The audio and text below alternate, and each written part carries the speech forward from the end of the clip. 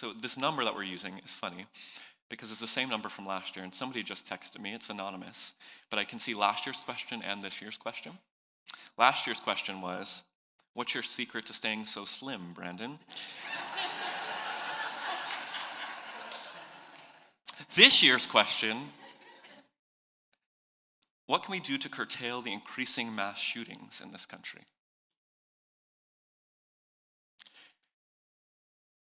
I'm a pastor, not a politician, so I'm not going to claim to be able to know how to answer this question well. All I can say is this, that the biblical imperative, the thing that Jesus calls us to, that the entire prophetic tradition of the Hebrew Bible calls us to, is to the day where we beat our weapons into plowshares.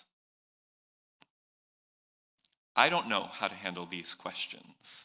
I don't know what to do with Jesus' call to be nonviolent and yet the need to protect and defend people.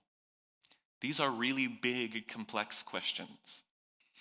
But it seems to me that if the Christian imperative, the other cheek, is to not return evil for evil, then we should seek to reduce the amount of weapons in general that we as a country are amassing.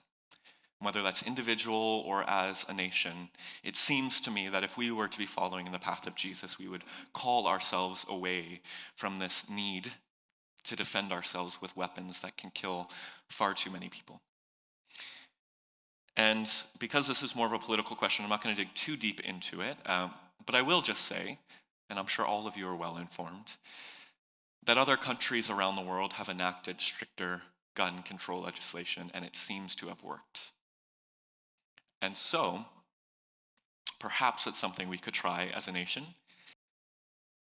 But all I know at the end of the day is this, that far too many people, week after week, are dying at the hands of guns. And we, as followers of Jesus, should weep with those who are weeping and then stand up and try to shine the light on the way forward, whatever that is. About a year ago, we held a vigil in this very room for the Las Vegas shooting. And we had an organization here that, if you're interested in more information about this whole question, I'd encourage you to check out. It's the Brady Campaign Against Gun Violence. We partnered with them a year ago. They're an amazing organization, and I would just point you in that direction if you want to explore opportunities for how we could perhaps, as a people, as a nation, and as a world, deal with the issue of